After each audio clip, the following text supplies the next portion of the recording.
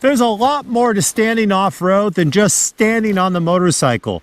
And if you're not doing it right, you just might be making it worse.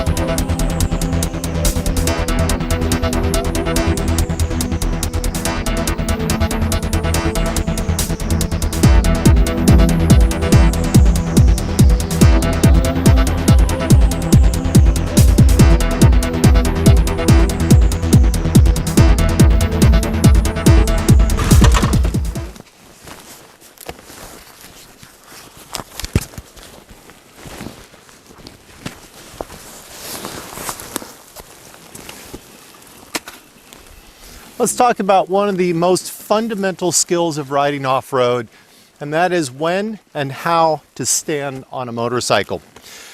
It's often misunderstood. Riders believe that if you stand up, you must always stand when going off-road. That's not true. I did a video on sitting because if it's not difficult, if it's not a technical environment, sitting allows you to relax, to save energy, so when you need it, you have it. The reason we stand off-road is when things are technical, when they're challenging, when they're scary. If your gut says, oh, I need to sit down, then you should probably be standing. If on the other hand you go, well, I feel really comfortable standing off-road, oh geez, then chances are sitting's just fine. The undeniable advantage of standing is that when I stand off-road, I can see farther down the road better, but most importantly, I can see the dips, the shadows, the potholes, the sticks. I can see tracks much better from a standing position. You know, I'm 6 foot, so if I raise myself up, I get another 3 feet of elevation, I'm gonna see a lot better. If I sit down, I'm blinded by my screen, by my controls. I don't have that same vantage point. It's not just about how the bike performs, it's about vision. The misunderstood aspect of stand is that if I stand, I'm lowering my center of gravity. And that's just not true. If I'm standing up, I'm raising my mass above the motorcycle. And if I stand up and I'm in a locked position, that's very true. I may actually be causing, let me correct that, I am causing a disadvantage to that motorcycle as I move up and down. If that bike tilts, because I'm much higher on the motorcycle, it's much more likely to tip over, to push out. If I disengage or disconnect from the bike, my upper body sits independent of the lower machine, then I get a weight advantage where my weight's being carried lower on the motorcycle, and I can subtract that weight that floats above the motorcycle. So as long as that bike can move freely, I'm in a much better position. Now I have advantage. And that's what's critical when we stand, is that we stay nice and loose. But if I'm moving to get over that steering column and over the handlebars, what I'm really doing is just making sure I'm in a position so if the bike launches forward, I'm not being thrown off the bike. I'm still in a place where I can be controlled. If the bike comes back towards me, if you have a lot of stress on your wrist, you're leaning on the bars, and that's wrong. Absolutely, you should not have weight up on those handlebars. You're always floating above it.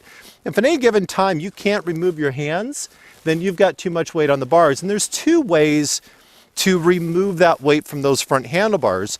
One is to wedge in with the knees. And these bikes, on mine, I've got a rubber pad here. I also have leather on the inside of my riding gear, and that allows me to wedge in with friction. So as I go forward, it gives me a place to take the weight off my bars. The other way to do that is to counterweight your upper body. As I move down, I'm not just moving forward, I'm crouching down to allow my rear end to counterweight the front. Now what I'm not doing is standing here and sitting back where it looks like I'm sitting on the toilet. If you look like you're getting ready to just take a dump on your bike, that's wrong, okay? That's, if you're coming through and you find your Your upper legs are just screaming as you're riding. If you're back here, you're still in the same thing. You're holding on to the handlebars, and now you're burning a lot of energy. Let's face it, if you're riding one of these motorcycles, you're probably at the back half of the age scale, and energy conservation and thinking our way through this is far more important than muscling it and just using physical strength to control the motorcycle, because you're not going to win. These bikes are way, way too big for that. When I come up forward on the standing position, I'm looking at the points of contact. Points of contact are the feet where they're tight, the handlebars where I'm just touching to have control of the motorcycle.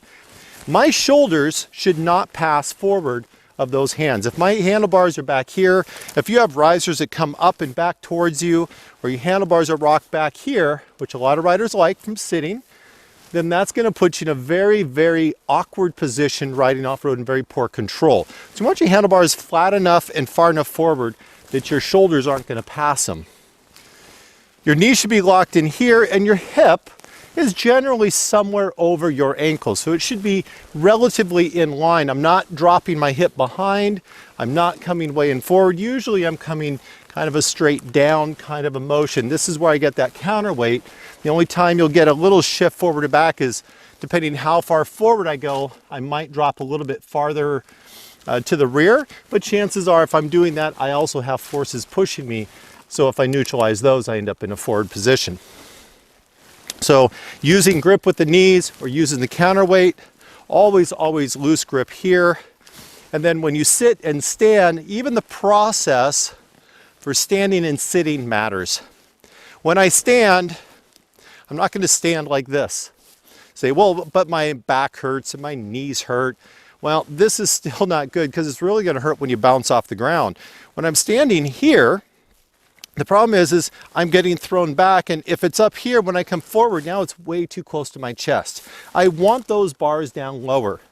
Most of these adventure motorcycles, the GSs, the KTMs, those that have a fairly strong focus towards the off-road capability, and I know some of you are going to debate the GS, but those bikes generally have good handlebars with a very good height. They don't really need rise on them. The bikes like the V-Stroms, which may have more street bias to them, their handlebars sweep back farther, they sit down lower. The 800 Tiger or the new 900 Tiger, not the XC models, those bikes, they sit much lower. So some of those may need risers, and there's other reasons to modify or put risers on the bike, but that's usually for riders over 6 foot or with motorcycles that really desperately need it, which are street bias motorcycles.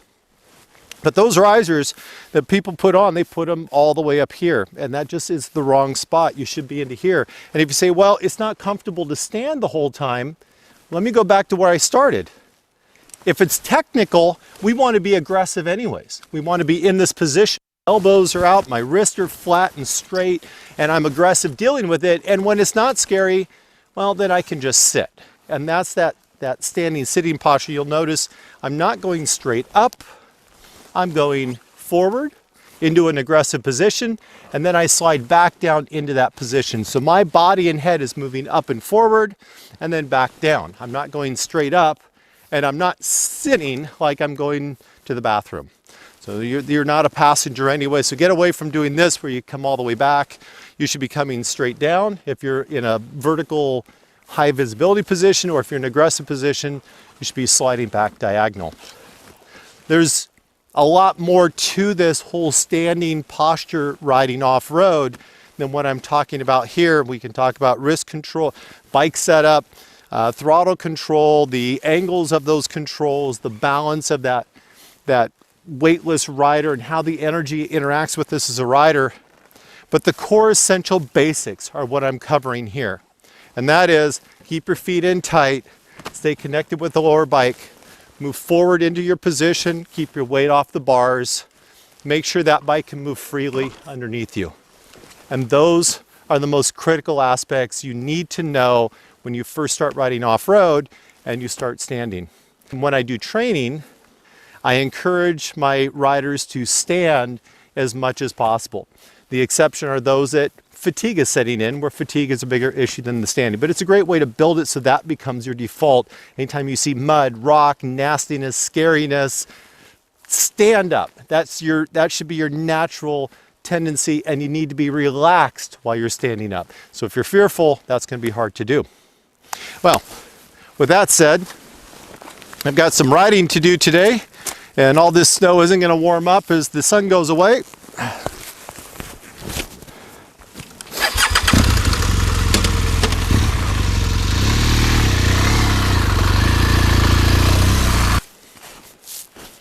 I have some great news to share with all of you.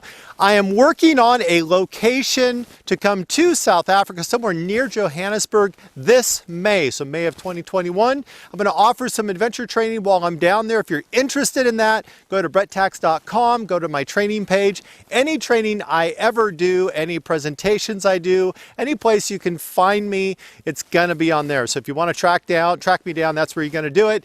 The second part of this amazing news is this. I have the new Skydio 2. The drone footage for this video came from this drone. What makes it amazing is the videos I shoot are solo. Right now, nobody's behind the camera. It's a tripod and me. So having a drone that can track me, that can follow me on the road, the possibilities are wonderful. I'm thinking of all the different things I can do to help illustrate riding techniques or doing reviews with this particular drone. I am still waiting on the extra batteries and for the tracking beacon. So all the work it did today was by visual tracking. Really difficult conditions with the wow, that's easy for me to say. The reflection of the snow and the harsh shadows, it lost me a couple of times, but it never ran into any branches, it never ran into the trees, it never crashed into the ground. An amazing new tool made possible by the support that I get through Patreon. If you're one of my Patreon supporters, thank you, thank you, thank you. I am beyond excited with this new tool. If you are not a Patreon supporter, please consider joining in and helping keeping these videos going, help keeping the equipment up to date so I can continue to make some of the best videos I can as a solo producer. On that note, make sure that you always smile while you ride, no matter how miserable you are, no matter how cold you are, no matter how hot and sweaty and sticky you are. Remember, you're the one that chose to do it. We do this on purpose. If you pick up your bike 100 times in a day, keep smiling, because attitude really does matter.